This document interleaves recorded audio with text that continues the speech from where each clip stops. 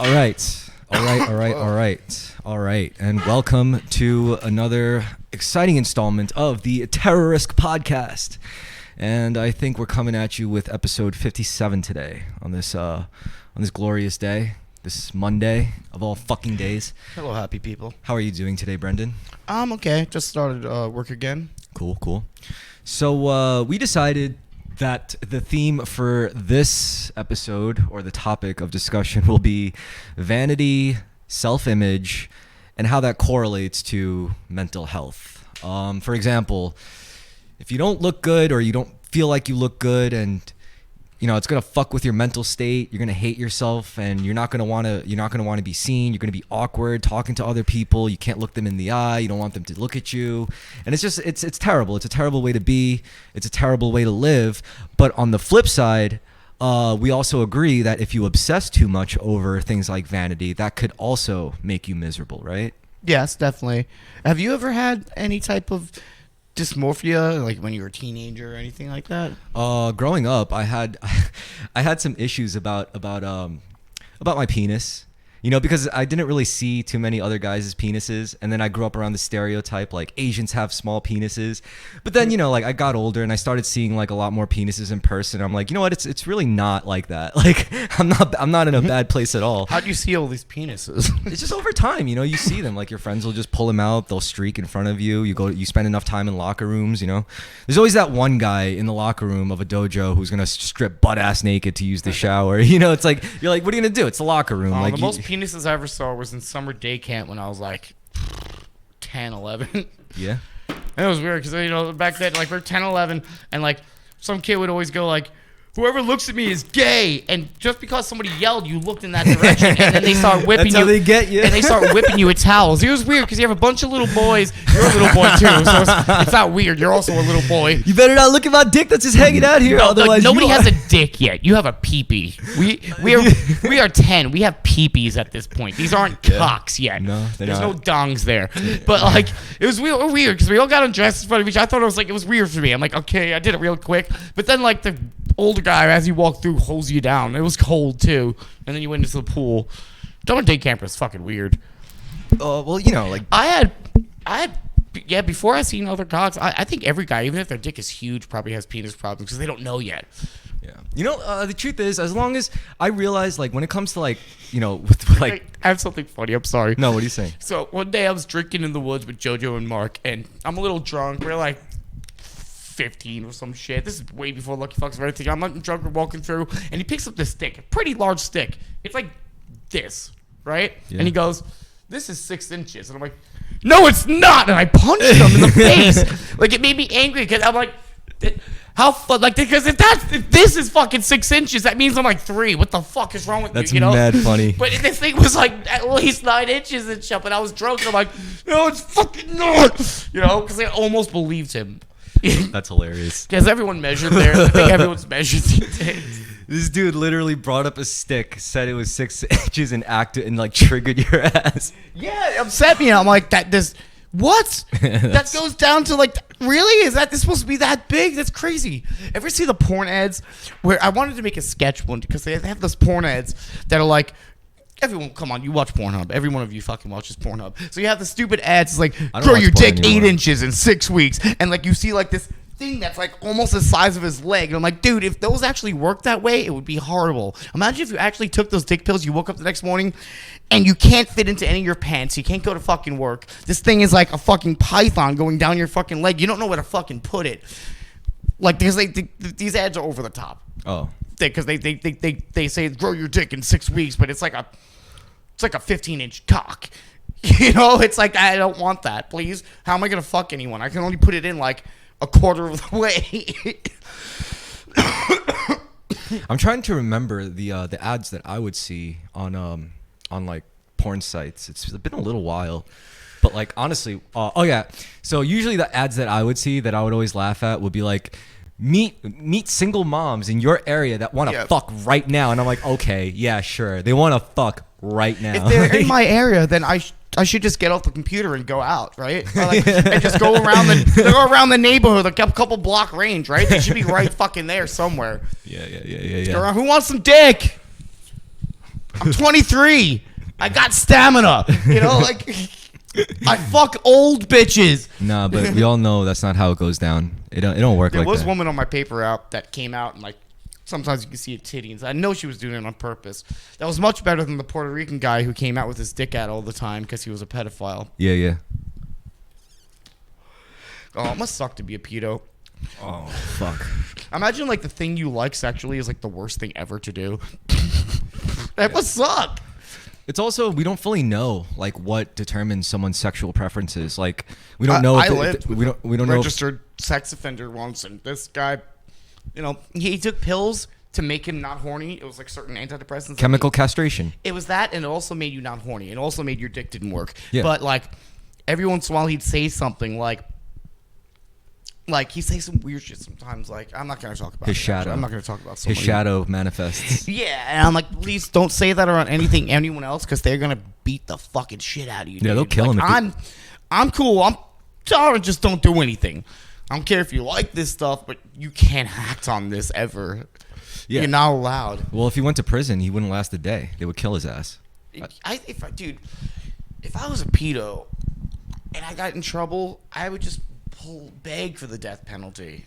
Because what they'll do to you in prison is so much fucking worse. They'll fucking kill you. They'll do worse than killing you. It'll be a brutal death. Have you ever experienced body dysmorphia? Of course. You were just talking about like your. I also have OCD, and I didn't really understand what, like, as I got older, I understood, like, hey, shit, it's not just a personality. I do these things because I do have a neurological dysfunction. And, but as a kid, I just thought, oh, I'm just kind of, you know, quirky and hyper. That's it. You know, I didn't take it seriously. Now that I'm an adult and I'm supposed to be, like, a certain way, I'm like, okay, there are issues with me. But, like, yeah, when I was, like, you know, I was Mr. Punk Rock afterwards, but, like, you know, and that punk rock did help me go into that, like, I don't care what you fucking think. That's why punk rock helped me, because I was so OCD about how people thought about me and things like that, to where I had music that was like, I don't fucking care. And I'm like, it was liberating for me. It cathartic. freed me. Yeah, it was freed me from, what do these girls think of me? What do these other dudes think of me? And now I was like, fuck them, I'm my own person. And it really helped. And that's, you know, I didn't get laid until I started thinking like that, actually. I think the best way to go is to not give a fuck, because it shows more confidence. If you're always like, oh, how do I look? You know, they're going to smell that on you. You know, men and females, you know. But I think that only works. I would look in the mirror I think look, even listen. a couple years ago. Oh, wait, but backtrack to what you just said. For the record, I was going to lose the thought. I know, It's but an important but one. this is also relates to do with a lot of what you said that you might not have considered. What you just said, how like, you know, girls started reacting differently when you were like, I don't give a fuck. I think that works with like younger girls. But then as girls get Well, yeah, older, at the time I was a teenager. but then as they become women, like they start caring. They want guys that care. They want guys that pay attention to the details and actually give a shit about their appearance and try. Because women realize I try. I have to put on makeup and I have to do. And what am I gonna fucking waste all this on some guy who fucking wears a t-shirt but, every day? I don't care in a way. Like when I was a teenager, you know, it wasn't as socially acceptable to have a mohawk. Okay. So I was like, I'm gonna get a mohawk, and everyone in school was like, what the fuck? You know, that was crazy to me. You know, I don't mean like being ugly or something. I mean like, you know, doing something unfashionable. You know, that'll make like you know, before that I was a break dancer and shit. I'd wear fucking Adidas and like look hip hop, so the kids were like, yo, cool. fucking b-boy, yo, Brent. That's awesome. And after I went to Warped Tour and started liking punk rock and rock and shit, Oh, then you got whacked. then they started fucking giving me shit. Like, what the fuck you putting on those jeans for? Fucking like, You were much cooler as hip hop friend. no, it doesn't. No, that's not real. I'm just kidding. I never fucking all those met you. kids were fake as fuck. Hip hop kids are fucking fake as shit. I'm sorry. Like, there's half of that people like hip hop, and my at least younger kids are doing it for some trendy fucking bullshit reasons. Especially when they use like really dumb slang. I feel like that's a way to like, you know, I have a low IQ. I'm not really articulate, so if like I'm really blunt about shit, bro. Yeah, fucking that's gay, God. bro. See, you can't. You don't just be It's careful. judgmental. Just yes. be careful criticizing that, because there's dudes like, you know, like probably our age 100 years ago that were like, yo, you hear the way these new fucking kids are talking? Like they sound dumb as shit. You know, like they probably think of it the same way as we do. So just keep that in mind. You know, it's not exactly like a set standard. It's just, it changes with the times. It's just language. Language is very liquid like that. I don't know. The white kids who said the N-word were the dumbest kids, in my opinion. The way they talked, they were so stupid. So back to your body dysmorphia. Okay, yeah, sorry. ADD. What part of your body were you dysmorphic about? It is a thing. You know how I can see small differences in other people's face and my face, right? I would look in the mirror and I feel like my face is lopsided. I didn't get over this until like the last 2 years. I swear to God. It was like one cheekbone is maybe a little bit higher, but nobody fucking notices. I don't know. I only notice because I have fucking OCD and I'm like,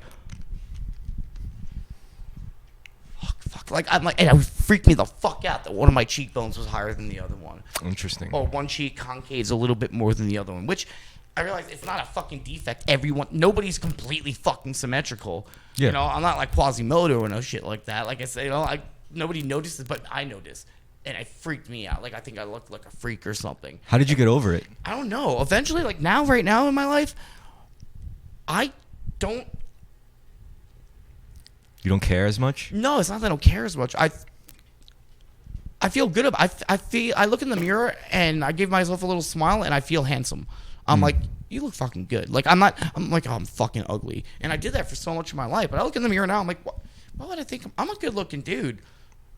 There's a lot of ugly people. I'm not fucking up there. It's huge up there, but I'm not a bad looking guy. I think I look pretty like handsome and, you know, I have a young looking face for an older person. I mean, for and now me, I got my beard. It makes me feel cooler. For me personally, You know? I felt like, you know, if I got older as a guy, I realized it's really less about the physical looks. I mean, when you reach a certain age of adulthood, Well, it's all about how you carry yourself in the long run. Yeah, how you carry yourself, how responsible you are. You know the word handsome? You know, if you look it up in the dictionary and like the root of that word, it has really like less to do with physical appearance and more to do with like your usefulness. Like a sword is handsome. This tool is handsome. This is useful. It improves lives. It helps problems. Like a guy who is handsome is handy. He comes over, he handles your problems. That's what women were like, oh, you're so handsome, coming over and dealing with my shit and rescuing me from the dragon. That's very handsome of you. It reminds me of I forgot where I read it, but it was something about gladiators, right? Yeah. And it was like almost like a news. They had news articles. They had press back in Greek and in Greece and Roman days. Mm-hmm. And so like it was somebody writing about these gladiators, like even the old and ugly ones, all the young girls like them. So even these like big like ugly fucking guys, these girls are watching them fucking murder people and kill animals and shit. He's and a top like dog. Getting wet. He's a top dog. So like, yeah, there is an exchange, but like, say like look at someone like Justin Bieber. Girls love him. He couldn't fucking beat the shit out of some guy for you. Come on. There's also like if you're that like you have a pretty boy aspect, because look at all these pop stars and shit. They're not tough big guys. They're kind of feminine in a way. Mm-hmm. They're almost feminine. They're not manly. Do you really want rugged? Do you really want to get into this? Rugged isn't sex and do handsome. you really want to? Do you really want to get into what I'm about to tell you? Because what we're talking about is in the territory of seduction, right? And seduction's a little more complicated than how we're putting it. Because at least in theory, the way it supposedly goes. Well, I don't want to go off topic into the seduction because that seems like a whole nother episode. Okay, fine. We could save it. Do you think? Yeah, I sure. think that too. No. Like I said, that's why I said, like, do you really want to open this can of worms? We're still going on dysmorphia. I was gonna say, like, do you really want to open this can of worms? Because, like, I'm pretty. No, because that's a whole like episode right there. We can do that next time. I think. Fine. All right. We could talk about. Actually, I don't even know if I want to dedicate a whole fucking episode to that because it's kind of. First of all, it's not something like. I think it's kind of. Yeah, I don't know. I don't like that either. Normally, I don't care about talking about anything. You've seen the shit I just do bring your up. quick bit about seduction then. Seduction? All right. You were about to add. In seduction, there are archetypes, right? And different archetypes. Well, there's two sets of archetypes. One archetype. Wait, it said archetype, not archetype. What? I've been saying archetype. It's archetype. It's like 3 syllables. Who cares? Okay, whatever. Archetypes. Well, just for the sake of this discussion, we'll say archetypes. Anyway. There's 2 sets of archetypes: what victim you are and what pursuer you are. We're all a type of hunter, and we're all a type of pursuer, and we're all a type of victim. So, and examples of the types of victims, like for example, the fallen idol. Someone who was on top of their shit socially and then suddenly lost it. It's easy to seduce that kind of person in a certain way by playing this kind of role, by being this kind of pursuer. This is the kind of things they'll react to. For example, if you're dealing with something and you could play you could be a guy. But you could play the role of a dandy, and a dandy is that kind of like feminine, like fashionable kind of guy who's not like the ugly big burly, but he's more pretty than anything. And yeah, that works too because it's a different type of seducer. There's multiple types of seducers across like different archetypes. What if some big other burly dude comes and just beats the shit out of that guy in front of her? who's she gonna be more wet for at that point? Well, look, that depends on the victim. So if she's the type of victim who's obsessed with status and like a star herself, then she's going to obviously want like something that reflects her own top status. So she's going to want that guy. Wait, but which one? The burly one or the guy who just got his ass? The burly one. But there's also like rescuer types of victims, like the type of seduction victim who can't help but play the hero, whether they're a woman or a man. Like, so if she's like a rescuer type, she's gonna fall more for the guy who just got beat up, because she's gonna look at the burly guy and be like, being like super fucking sexy and handsome also contributes to that. Obviously, she's like, okay, this guy I probably wouldn't want to fuck. Yeah, that factors in. This guy's fucking hot. But what I'm saying, I'm trying to explain to you how, like, whether or not, like, after that burly guy beats the shit out of the pretty boy, like, the female isn't necessarily gonna automatically go after the burly guy. It depends on what kind of seducer they respond to. Some people will respond more to the burly guy because it better reflects, their own ego and their own like status, whereas other people will be more like appeal more to the guy that just got his ass kicked, because maybe they dealt with victimization before in their past, so they relate more to the guy who's getting his ass kicked. So in their reality, they're like, no, I want to get closer with the people who've been through what I've been through, just as getting his ass kicked. I've gotten my ass kicked. I can relate more to that than being a fucking bully, So it's like it really does depend on the people, and it's a very complicated thing. But yeah, that was just my whole bit about like I had a girlfriend that did once. Like, we were just walking, and she said, I don't know how this conversation happened, but she did tell me, it's like, come on, if this guy came at it, like some other dude, came out and just beat the crap out of you, I'd have to leave with him. And I'm like, and like, she said that? Love, and like, and then like for like, we're going out and stuff. We were like in it, and I'm like, what? Like, I don't think, I'm like, are you fucking serious? But like at the same time, she did see me like beat the shit out of like 3 emo kids outside of the mall early on in that relationship. So she saw me beat the shit out of people before, not the toughest people, but like it was a weird situation. But like, just thinking on like, what? It could boil down to that. Yeah, because after everything, even though we have like a personal relationship where we like understand and know each other, some random dude that you don't even know if you have chemistry with, if he beat the crap out of me, you would just walk away. Yeah.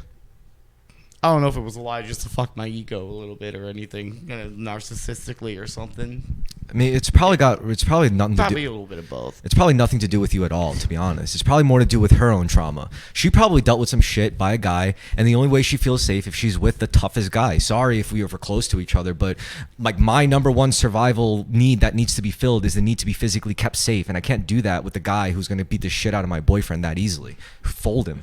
So she's being honest with you. I don't think she's being honest more about how weak you are, strong you are. She's more so indirectly talking about her own shit, her own trauma, and then her own needs that she needed to fulfill at the time. Yeah, I see it. Neither of you probably understood any of this at the time, but this is all subconscious manifestation. Like, I don't know this is what I need, but this is probably what I need. Like, so like, yeah, that's, these things go deep. These things run very deep. And this is the kind of shit that I like read a lot about, because I found this shit fascinating. See, the 48 Laws of Power for me, that was like a whole survival thing. My life was falling to pieces and I had no idea how to like get it back together. So that's how I did it. The Art of Seduction was more like a side quest. That was more like is this a real thing? Because the author who wrote the 48 Laws of Power wrote The Art of Seduction.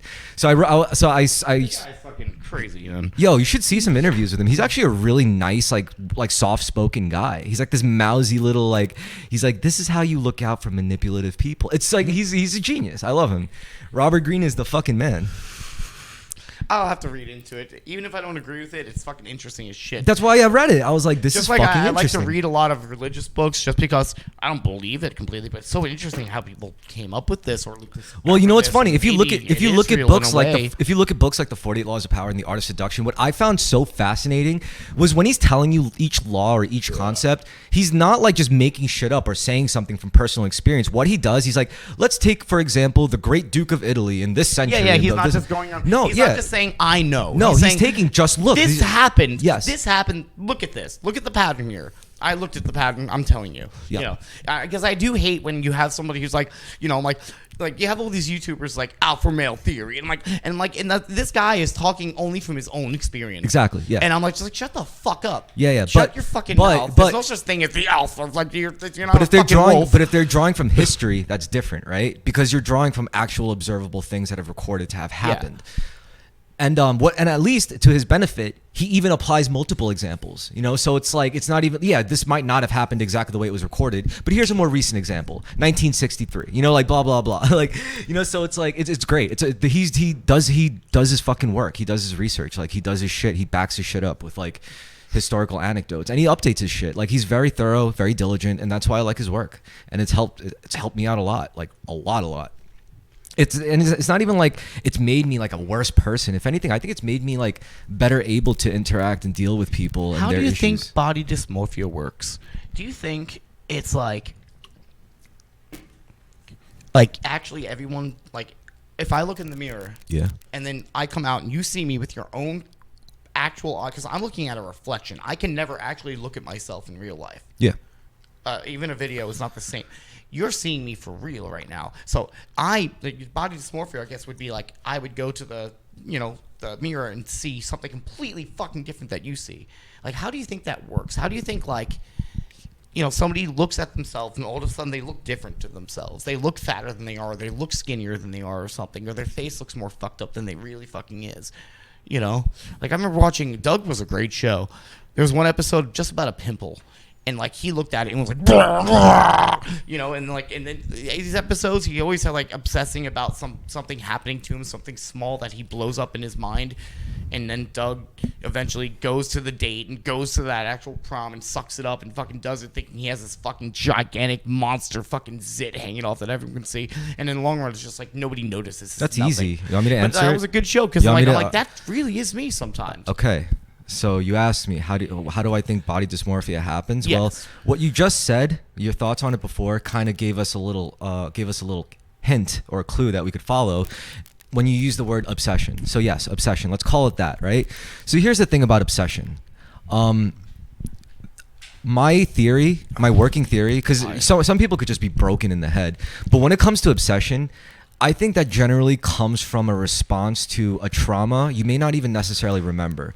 Like when you're a little kid, just when you're feeling things for the first time and understanding empathy for the first time, some little girl may have come up to you in kindergarten class and said, "Your nose looks fucking stupid." Yeah, or you're "You're right. ugly," and you don't even remember that. But guess what? Your brain, your subconscious mind does, Wow. and it's going to remember how that weird first shock of like emotional pain. It's like, holy shit, I've never been made fun of for the way I've looked before, and she just said something mean about something about my body that I can't change, and that's not something that you know how to process right away, but it does stick with you.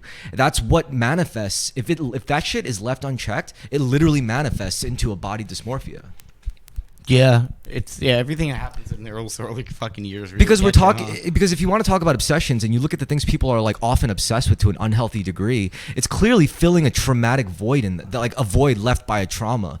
It's like someone whose father left them when they're a little kid could suddenly become very obsessed with being like the perfect person so that no one rejects them, or like someone who got their heart broken so severely and hurt they obsess over being cruel and mean to everyone else, the kind of people below you, so they'll never be hurt again. It's obsession. That obsession, usually the source of it is trauma. Yeah, I guess that makes total sense. But it's so weird how you can see something like mentally, And you it's know almost like how acid would affect your brain. You see things from a different way. It's like you can really, your brain is like can actually see a different image than somebody else looks at. And another thing is, But I don't feel like I've ever been told I won't, even though I thought I looked bad, I never thought I really looked ugly in real life. But I was also very, I have Tourette's and everything like that. So I was also very twitchy and fucking, so I looked weird. I was never ugly, but I was like, why is his, eye going like that all the time, And when you're young, they don't understand that. And nowadays, like, okay, he probably has a mental issue. We really do have a lot of mental health awareness now, because when I was a kid, there was none. People didn't fucking understand Tourette's or fucking OCD and all that other fucking bullshit that I never actually took seriously until I was like fucking 30. And I'm like, what the fuck? Why is my brain still like this? I'm not a kid anymore. Why am I still like, why is like, I can't fucking remember where I put anything down or anything like that. And like it gets worse as I got older, actually. It's fucking hard to deal with things sometimes. The other day at a party, I had that little birthday party. I got so over fucking stimulated, it felt like shit. I just couldn't deal with the people. And all of a sudden, everything like, You know, in those movies where someone gets freaked out, and all of a sudden everything gets amplified, and they see a million things at once. It keeps flashing to like so many things happening around them. They're just like that's what it's like sometimes for me. I'm just like, I gotta go and like go into a shell sometimes, you know, or the opposite. Sometimes I'm so bored and I have to just go over the top, and it's just I don't. Yeah, I'm hyper. I'm a hyper fuck, as you can see. I don't feel like I'm moving around that much all the time, but when I see myself on video, especially on the podcast, I'm like, dude, I don't stop fidgeting. I don't fucking rest, you know? Mm-hmm. I look unrelaxed. I think I'm just so used to being unrelaxed that it feels relaxed to me. But I know I'm not at the same level as relaxed as mostly everyone else around me. You better learn to harness that shit, because what's gonna happen is your body's gonna get older, but you're gonna exert the same amount of strain on your aging I know, muscles. it's happening to me now. And you're gonna break your own shit just from your. I get tired. Like I'm like, why am I standing still? Why am you know, instead of going outside and sitting on the chair and smoking a cigarette, Yeah. I'll pace back and forth. You know. And I worked all fucking day. I know. Why am I my legs hurt? I know.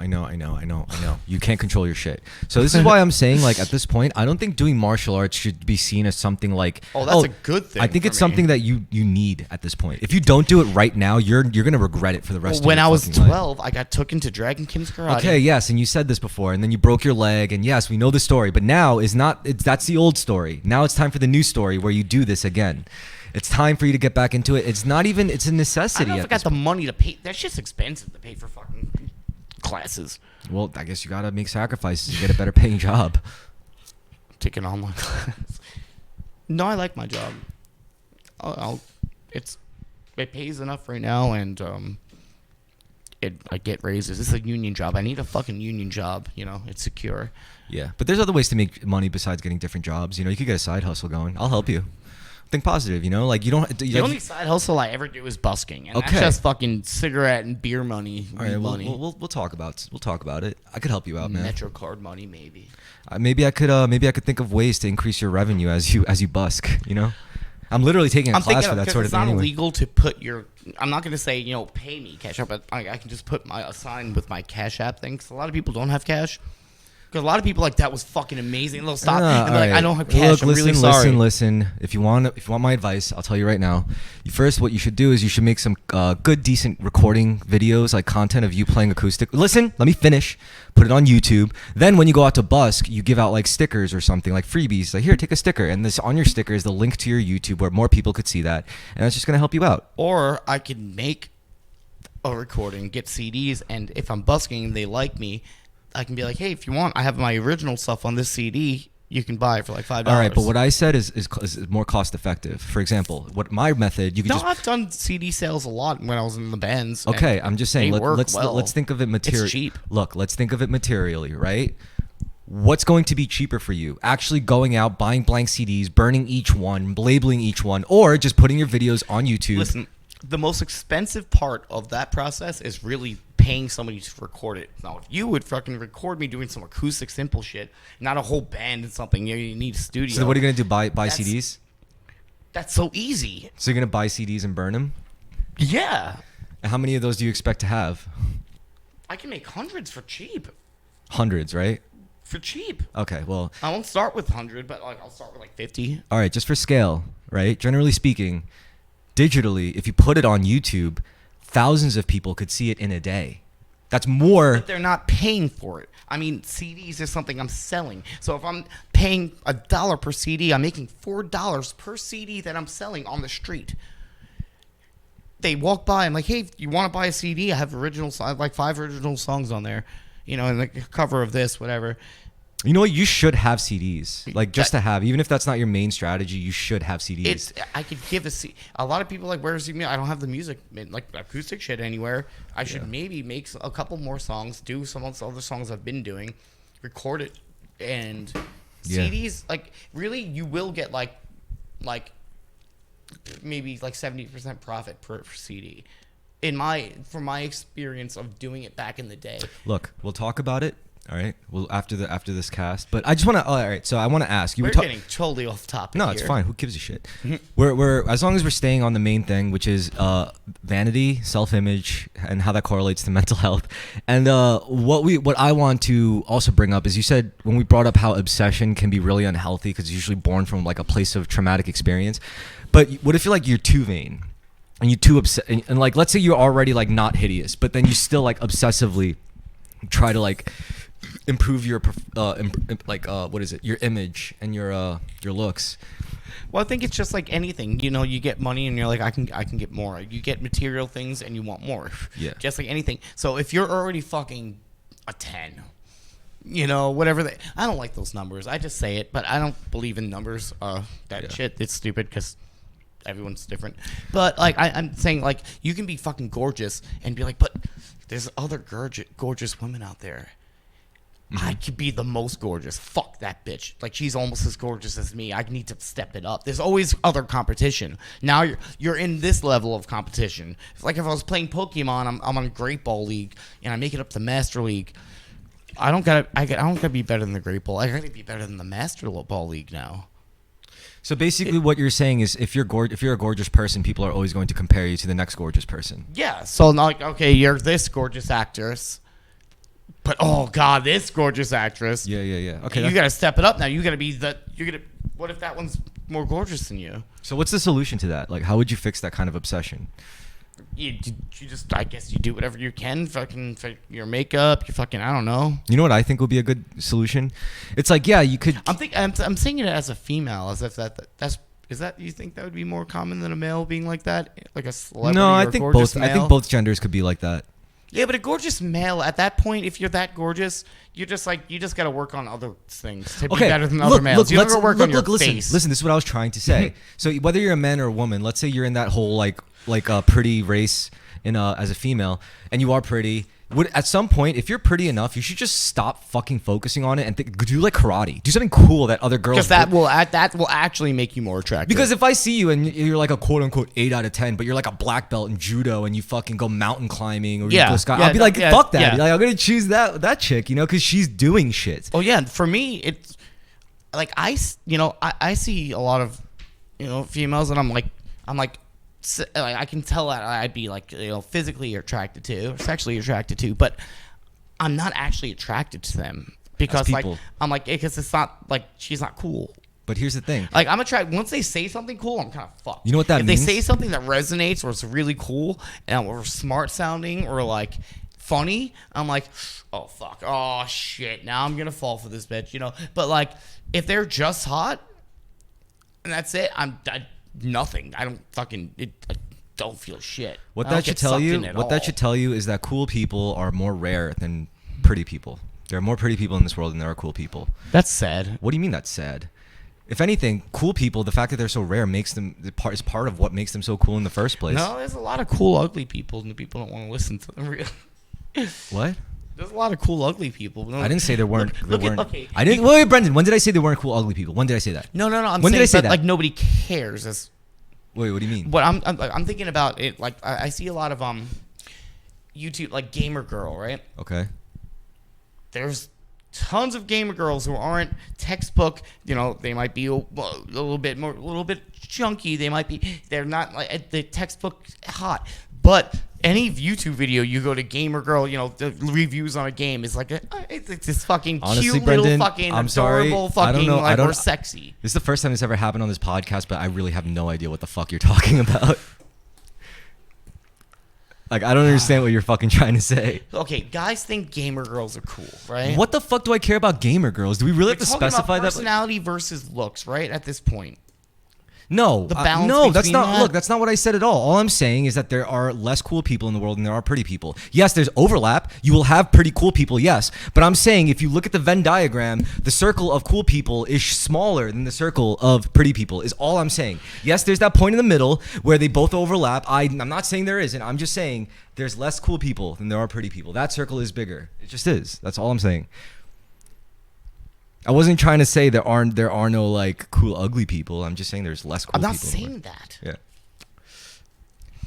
I'm saying the ones who get exposure are also pretty ones. Because it's actually a three-way Venn diagram. If you have cool in the circle, cool in the middle, you have circle ugly here and circle pretty here, and there's overlap, but with the cool in between. You know, that's what that Venn diagram would look like. No, I think there's more cool people, but you don't see them because nobody gives a fuck. Even if they're cool, they're like, oh, but they're not pretty. I'm not gonna pay. Just like that's why I was getting into the YouTube thing. Well, I guess there's plenty of gamer girls who aren't that pretty, that aren't getting the exposure, but all these gamer girls are pretty. So you're seeing all of that. Well, cool is subjective, right? What do you define as cool? I think there's more cool than there is What pretty. do you define as cool? Into cool shit. Like, what does that mean? Vibe to something you're into. Like as you can vibe as me, to. yes. Not me necessarily, or the next person. But you're talking about cool how you define it, right?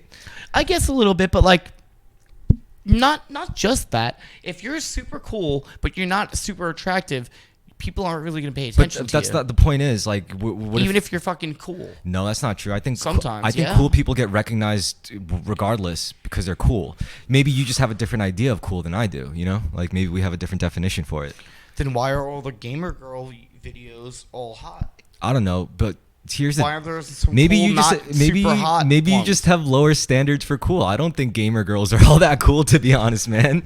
Like I'm not really. It is one of the demographics, though. It doesn't do it for me at all as cool. I'm not into that either, but like I see it a lot. That's not cool. That's not. Some cool gamer, so like. So then why would you use that as an example? YouTube will algorithm it will hear me. First of all, you really, video games and show me that shit. You really have to sit here and right now. If we're gonna have this discussion, you got to tell me what you think is actually cool. Give me a clear definition of criteria for cool, then we could continue. If you can't do that, there's different fucking groups and demographics of people who think things are cool. Just give me. I'm talking about the most popular ones I can think of. Fuck the popular. I'm not talking about gamers. I'm not talking about that. Tell me what you think is cool. If you could think of the most objective definition of cool, like what traits make up cool. That's hard. How am I gonna? But then, what the fuck is the point of this rant that you're going on if you're speaking in such clear like juxtaposition? I'm like, dude, you can't compare unless you have both elements like clearly defined. Otherwise, that comparison is like Ivan. I don't.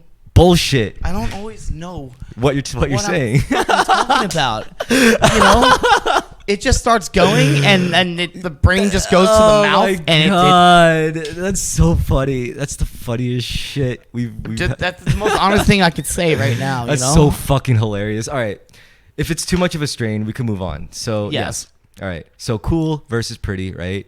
That's how you outbalance the idea of being too obsessed with like being pretty. At some point you got to just say, you know what, I'm pretty enough. I got to work on other things too. Like I got to get my fucking motorcycle license, or you know, I got to go and do cool shit other than just being good looking, right? Because if you're just good looking, then that's pathetic. It's like, because life is about more than just like being good looking. Life, you got to actually do shit. Some people get by just being good looking. Oh my god, I know, but whatever. First of all, those are the exceptions to the rule. All right, most of the time when it comes to people and living a normal life, you're playing an RPG and you have like a 10 in charisma, but like a 1 in strength and a 2 in intelligence, but like you get past all the charisma checks. You want to know what I think? There's a theory to this, and you're gonna love this because you'll know exactly what I'm talking about. So when it comes to like those people like that you see just have it all, you know, and just because they don't do anything, right? And like for some reason society just has their back, and you think if you could just be pretty enough, or if you could just be cool enough, you could get there too. But here's how it is. To be honest, that's all part of a rigged game, right? Think of a carnival. When a carnival first opens up, right? You don't work for the fucking carnival. Yeah, so you'll know what I'm talking about. There's always that, you know, the beginning of the day, they first open up and they're like, all right, so we got these games with these extravagant prizes and we got to make people want to dump money into these prizes, right? So here's what you do. First guy comes up with his girlfriend or whatever, you say, boom, hey, why don't you take a shot at this? Get a nice present for your girlfriend. First guy of the day, right? Always prey on them. So he comes up, and then what you do is you might have a string attached to the bottles or something. Basically, the strategy is you make him win. You let him win. The first guy, listen. Let me tell you. Listen. No, this is a theory. You let them win, right? So they get the big fucking teddy bear, right? Once they get the big fucking teddy bear, guess what? The rest of the $10. Listen. That guy is going to walk around for the whole day with his girlfriend carrying that big teddy bear. Other couples are going to see that big teddy bear, and the girls will be like, "Oh yeah, okay. I fucking want that. That is free marketing. And how much does that cost you? $10. And how much do you get back is the increased exposure in sales. That's what those people in society are. Okay. They were the ones who were given the first fucking big teddy bear in this rigged game so that other people could see it and try to play the same game and get scammed out of it the whole time. Yeah, but they might go to a different one. But say, what I would do, But I would that's- definitely prey on the men. But do you see- but do you the see- men with girls are the easiest prey? All as right, a but before we carny. go too deep into that, but do you now see how that cart relates to what I said? Yes. How you see those examples in society? We think, oh, if we could only just like put in that kind of effort, and we'll eventually we get. No, the truth is you won't, because it's a rigged game, and they got it as the big teddy bear so they could show it off to get other people to see that and be like, I want that, to try to do the same shit, you know? And Just like when I know what I always hated, like watching Disney or something, you see some celebrity like, you could be anything you want to be. And it's like, no, you were the 1% out of everyone who looked the part, was able to act, doesn't have fucking Tourette syndrome, and you're on a TV show and you're on Disney, so now you're a singer too, of course, because they don't just make you a fucking TV celebrity. and they sell it as a success story. It's like, oh, that's so inspiring. So Oh, anyone I'm can so do this. inspired. It's like, Yeah, no, yeah. you were the like very small, like less than 1% people who actually barely scraped through and did this. No, not everyone is going to be able to do this. I'm not going to. Stop making me think I'm going to be able to be on fucking Disney. Shut the fuck up. Yeah. Like that's some lofty fucking thinking right there, man. Yeah. But as a kid, Disney's fucked up.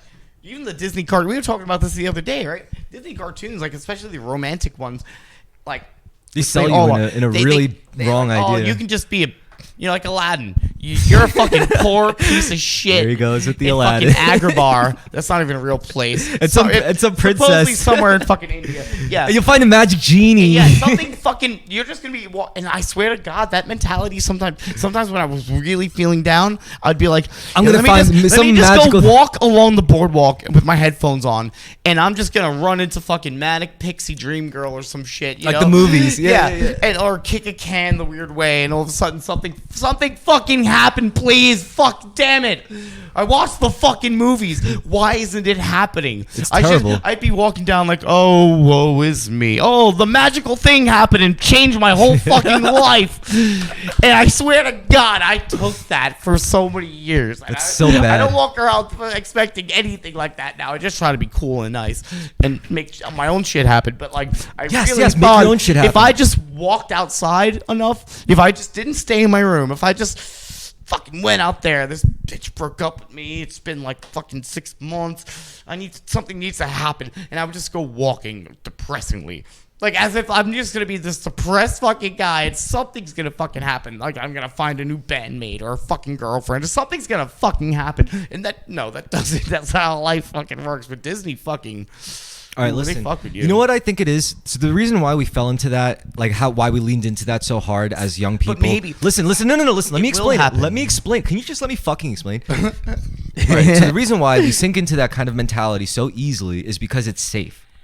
It's safe to think that there's just this one blueprint of how life is supposed to go, growing up watching these stupid Like movies, fate. and everything just works out, you know?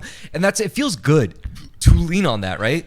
It's hard for me not to believe in fate. But here's sometimes, the man. thing. The reality is much scarier because the truth is you make your whole reality. So that means if you're gonna end up living in a like a whole living hell, you could literally make that happen. If you're going to make your life like a heaven on earth, you can make that happen, and that is scarier. But that's way more exciting, and we know that. That's why we cling tightly to our fantasies, because the reality is much scarier, much more exciting, much more like there's way more possibilities, and that's awesome to me. I personally decided to lean into this idea of like, yes, fine, it's true, we could live in a meaningless, like a world and reality void of objective meaning, but I'm excited by that, because to me that's a challenge to create your own reality. See how far you could fucking stretch it in this blank void to create your own space, your own kingdom, your own shit, you know, like your own culture, your own community. Like you're allowed to be the fire that, you know, in a cold, desolate wasteland, you're allowed to be your own fire, and people could choose to be there and hang around if they want. If not, then they could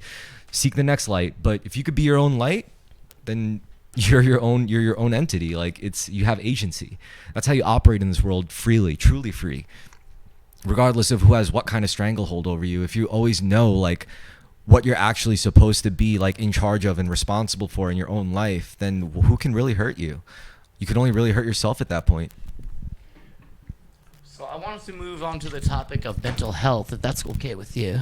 Yeah, go for it. So So back in the past, like I had a lot of bad when after I went to rehab, I realized I had a lot of bad dental things, like especially even front tooth things, which once I got sober from that shit, I realized this is fucking my mental health up, right? And I tried to get things done and tried to like get dentists, and they're like, oh, this will cost fucking $500. This will cost $1,000. This it's so expensive and shit. And like I couldn't get dental insurance in Texas. Luckily, I found us somewhere that went on a sliding scale, and it was like a free dental Christian service. And they gave me a lot of. It was like she even took pictures like before and after. She was like almost like in training. So she did okay work, but there was fillings and shit. And as time went on, some of these fillings weren't that well done and fell out. And whenever that happened and I couldn't get the work done right away, I fucking wanted to kill myself. It was fucking horrible. And it's like, it's almost like, it feels like, oh, if you can't afford it, you deserve to look poor. It's like a class warfare thing. It's like, you could fuck up all you want, but if you're rich, you can fix it. But if you're poor, you can try your best, but, something goes wrong, you're fucked. You're supposed to look like you're fucking poor. It made me feel like shit a lot. Luckily, I was able to get the work done and get all these fillings done. But recently, I had a new dentist. I had a filling come out, and this dentist was great. I had good insurance. The insurance was paying for, they gave me a crown, and, instead of, because a lot of these places, the sliding scale places, we're just going to pull it because we don't want an infection that might kill you. And I'm like, give me don't just pull something. That's fucked up. Yeah. Luckily, I was able to but I had one back tooth that recently got infected, and they fixed it, and they did whatever they had to do, whatever drilling they had to do, and then they gave me antibiotics and it got better. And we sent in to try to get a pre-approval for. He's like, they want me to pull it at first, but no, let's send in this. I know how to fix this. He's like, I can give you a root canal, put a crown on. It's like you have a new tooth. And then I tried it again, and they didn't approve it. And they're like, they didn't follow up with me. I'm like, why won't they fucking approve this? And then it makes me afraid because sometimes they'll say something like, say if you have a front tooth or a filling that's falling out, right? They might be like, well, it won't kill you. That's cosmetic dentistry. Yeah, you don't deserve that. We weren't gonna make sure you don't die, but if you're gonna live and feel like shit, if a filling falls out like that, I'm sorry, you don't want to smile. You feel like shit about yourself. Why won't you look into dentures? I don't have problems like that bad. No, not like I'm not talking about like a full. I'm not listen. I'm not talking about a full set of teeth. Like you could wear like a thing that fills in just specific teeth. That's not as good. You want your natural teeth. But those aren't natural teeth either. They are because you still have the bone into your skull. Because your bones in your jaw and stuff can deteriorate over time. So the chewing on back teeth, front teeth, and everything actually gives energy and vibrations up to all the bones in your face so they don't deteriorate. It's just working out a muscle kind of. Mm-hmm. If you remove those teeth, now you're just chewing on fake plastic things that are just sucking onto your gums. That's not good for your bones. You want your natural bones, even if they can file something down really well and cement a fucking crown onto it, and it's still you're getting that biting power into your bone. It's always better to keep your natural teeth, Yeah. So I think it's bullshit when they call things they separate cosmetic dentistry, because I think that should be also considered a mental health issue. I see. If something, I would feel really if one day I was at work and a filling popped out, I would feel like shit, man. I'd feel really bad. That would make me feel really bad about life, especially if I'm a singer and I have to sing and shit and open up a lot. That would really upset me. So I'm afraid of when I go in, I'm like, hey, I feel like a filling is maybe it's gonna be loose soon. Can you fix that? I'm afraid of them going, oh, that's cosmetic. Fuck that half of that tooth. Is that what you had done and filed down and had to fill? No, I had one tooth that they filed down a little bit, maybe 25%. Yeah. And then put in a filling on the side of it. because it got pushed because of wisdom teeth that came in that had to get removed. Because wisdom teeth sometimes come in and push, and like, it makes your teeth go together, and you'll get like a, you know, some kind of like, it'll be abrasive. It'll, you know, crack a tooth or something like that. Okay. So, like, yeah, I've had fillings done in front teeth before to where they had to drill into it. They wanted to drill into it and, like, kind of, like, take some off of it and then put in material. That sometimes it wasn't the best work. So, over time, after a couple of years, you know, it starts to, like, split from where it was put in. The cement starts to get weaker and it might fall out. I've had fillings fall out. I've gotten fixed before here when I came back. But, like, it would be depressing. It's depressing. It would make you feel like shit. So I feel like it is kind of a class warfare. You know, oh, you don't deserve to have teeth. You don't have enough money, buddy. Sorry, dude. We can pull it out so you don't die from an infection, but now you just have a gap in your fucking teeth.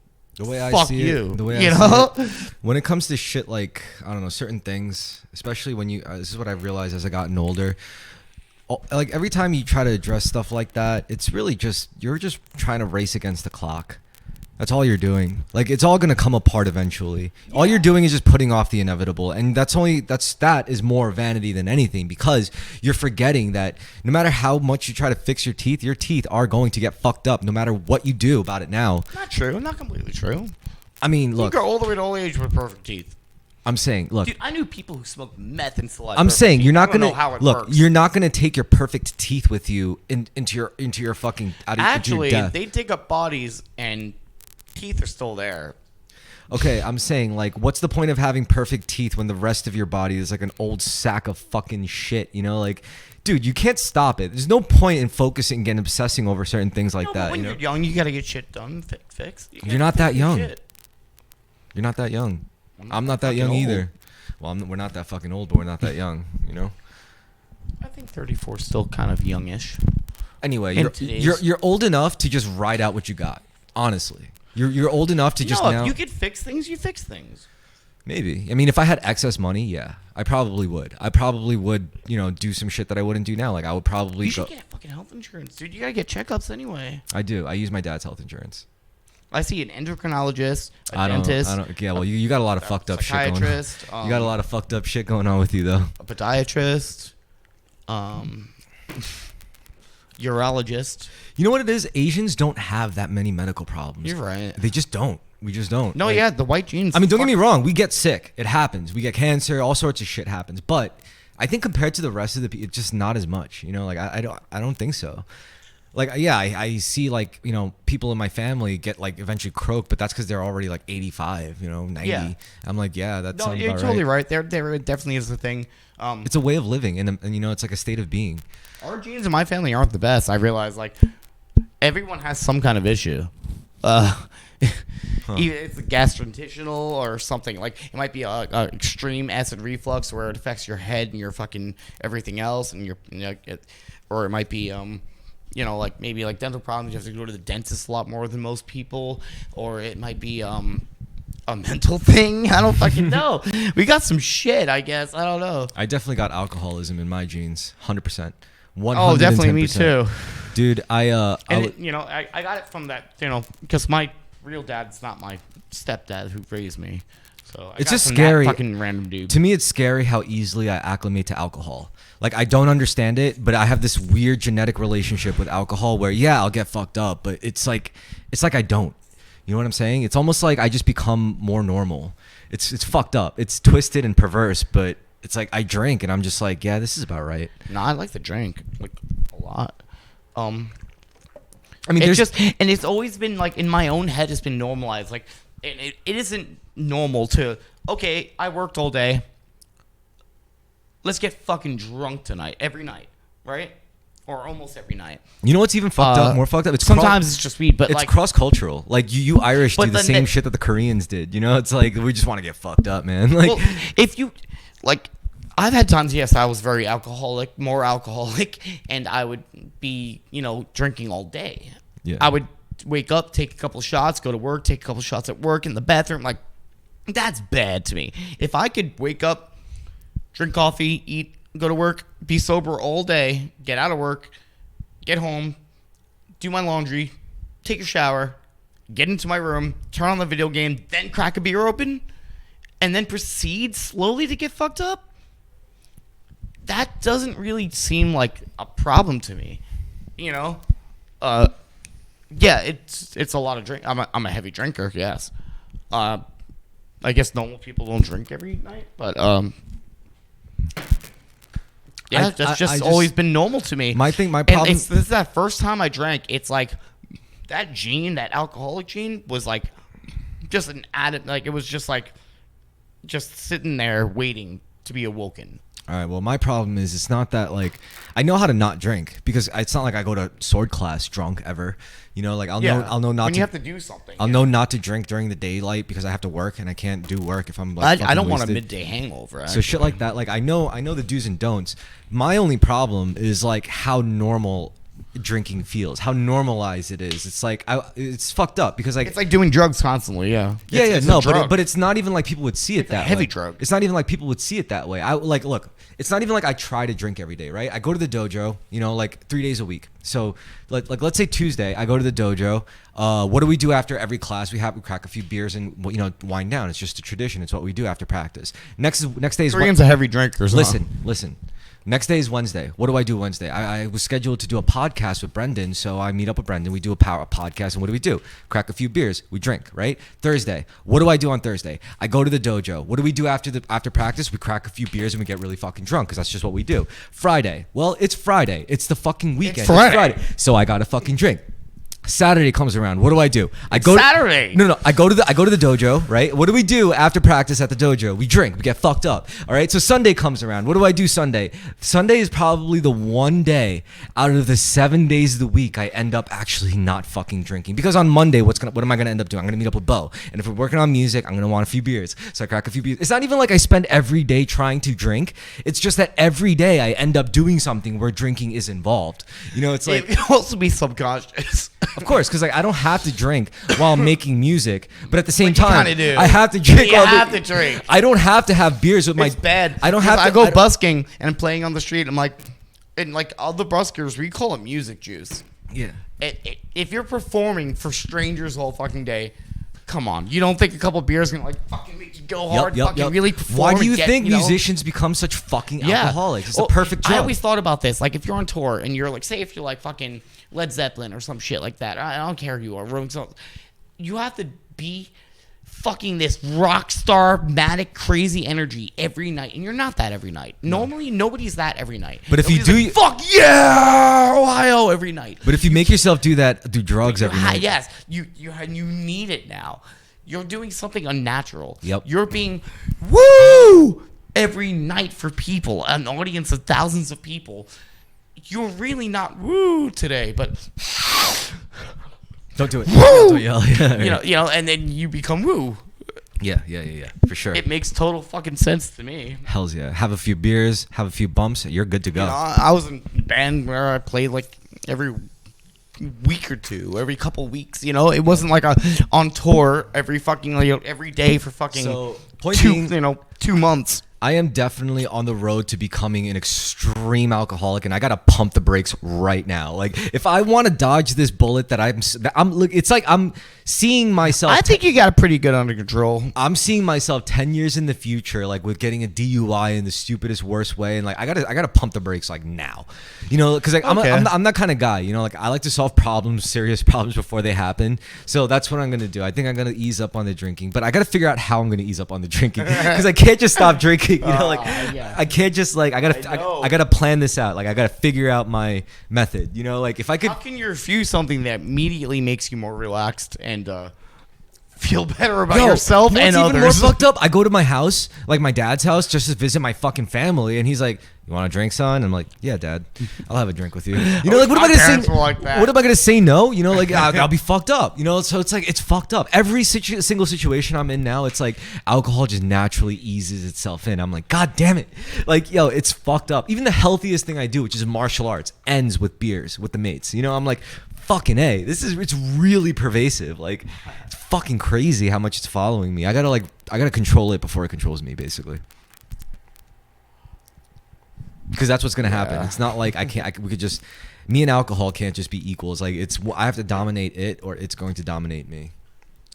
So that's some insight on one of my proper dysfunctions, everybody. I hope you enjoyed that. If you even watch this far in these things, I don't know. Who knows? Like maybe there are people who watch like whole episodes of this shit. I fucking wouldn't know. If you do, leave it in the comments. Just say I watched this whole thing. LOL. I don't watch them, but you should, because I was here. So what am I pointing at? Yeah, that's the camera.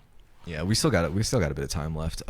Maybe I should roll another joint. Nah, I'll save it for after the mic. But let's see. Some closing. We're still on mental health. No. Well, mental health, and we talked about vanity. We just go into anything. No, we talked about vanity. We talked about self-image, and we talked about now we're talking about how that correlates into mental health. And you described how your problems, your dental issues, were like so fucked up, were fucking you up so to the point where you considered like suicide, basically. Yeah.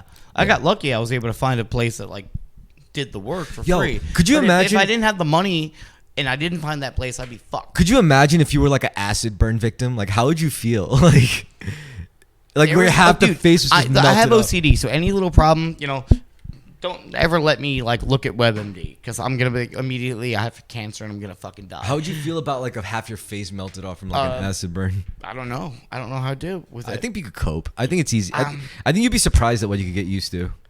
True.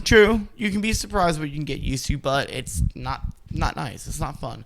They had to give me Novocaine for a certain thing, right? Yeah. And for the one they did a crown on. Mm-hmm. And for the next day, the Novocaine still affected me. It was like kind of make my lip go down a little bit, right? And I looked it up, and the internet's fucked up things. So it'd be like, oh, this one person got this thing done, and it was permanent, and their face never worked the right way ever again. And I fucking was so sad. I had nightmares every night, like about my face just drooping and not ever being able to like look normal again. And I'm like, I would kill myself. I don't know if I'd be able to hang for that long. Like, what would I do?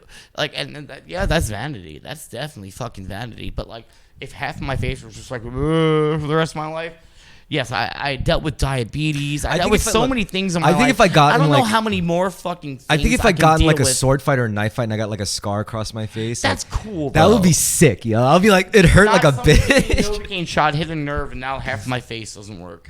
But could you imagine, could you imagine if I had like a sword scar? That would be so fucking sick. Yeah, that'd be cool though. I could tell stories about that shit. I'll be like, yup, from a sword in a sword fight. How did Seal get those scars? I don't fucking know. I don't want to know. Sounds like some. There used to be a great. Don't sing Seal right now. Don't sing Seal. Anyway, mental health. So yeah, your self-image greatly affects your mental health, which is interesting. How we as a society are choosing to deal with it in different ways. Like, let's say you're a bit overweight, right? There's different routes you can go mentally, psychologically. There's the first obvious route, which is traditionally go work out, go diet, go lose weight, right? And that's been the traditional route that you deal with being overweight. But then what's the other option nowadays? It's body positivity. Accept who you are. Fuck society standards of conventional beauty and attractiveness. Who are you impressing anyway? So I don't think one side or one path is more incorrect than the other. It's just if you walk your path, you got to ask yourself. It's the returns. Are you just getting diminishing returns just to propel some fucking ideal or agenda that's not your own? And you could see that on both sides. Fitness. The whole fitness industry can be very, very exploitative. But at the same token, the whole body positivity movement is also very, very exploitative. And I think both can be extremely damaging when not handled the right way. So clearly, any reasonable person. Sponsored by Plus Size Clothing. So any reasonable person would be so you got to find a balance between both. You got to adopt some where you should kind of adopt fitness and good nutrition and more control over your dietary and physical habits throughout your daily life. At the same time, you should also learn to be comfortable enough with your body to not go overboard with your shit, with your obsessions, regardless of I got to get as fat as I can to prove a point, or I got to get as skinny as possible until I'm basically basically not there anymore. So yeah, you know, like both sides can be unhealthy, and you got to find a balance. You have to find a balance between the two. You can't just lean too far one over the other, because you're always going to be miserable no matter what. So you got to find a good, healthy balance between the fitness side of it, where it's like I'm working for myself. I'm not being patient with my weaknesses. I'm doing something to improve it. At the same time, you also have to be, I like myself. I'm okay with myself. Like, yeah, I've worked hard enough. You know, I see the results I want. You got to know when to stop. So yeah, that's my take on it. Do you disagree? No, I don't disagree. And I don't know how I got over like dysmorphia, but I did. I feel like good about myself right now. Good. You should feel good about yourself. Everyone should. I didn't always. But you know, many times. But you know, it's also a trick. It's if you go too far into feeling good about yourself, like, you know, there's no cap. You got to put a cap on it. Like, you got to eventually, because if you put a cap on it, that's how you know your limit. So you could actually become better than that. And then you could say, it's like phases. You know, you become confident, hit a roadblock, pass that roadblock, become confident again, hit a roadblock. It's like plateaus. You got to learn to overcome the plateaus. That's what life is all about. Overcoming plateaus. That's the lesson. That's the conclusion. Balance. Is this the end? Yeah, we're about there. Yeah, I'd say we could end it, finish it off. Good night, everybody. Any parting words? What parting words? So seek balance, seek harmony in every sector of your life. Make every part of your life support each other, and like be harmonious with each other. And a lot of times you just have to cut some stuff out. You know, maybe there's too many frequencies going on at the same time. Also work on it, but don't dwell on it while you're working on it. Yeah. I like to think, like, you know, something bad happens, something like, I try to think, you know, it's like this today, maybe the next week, but it's going to be better soon. It's not going to be like this forever. Hope not. For sure. You can fix anything. Oh man, I'm so worried. Okay, let's do this. Good night. We are all worried.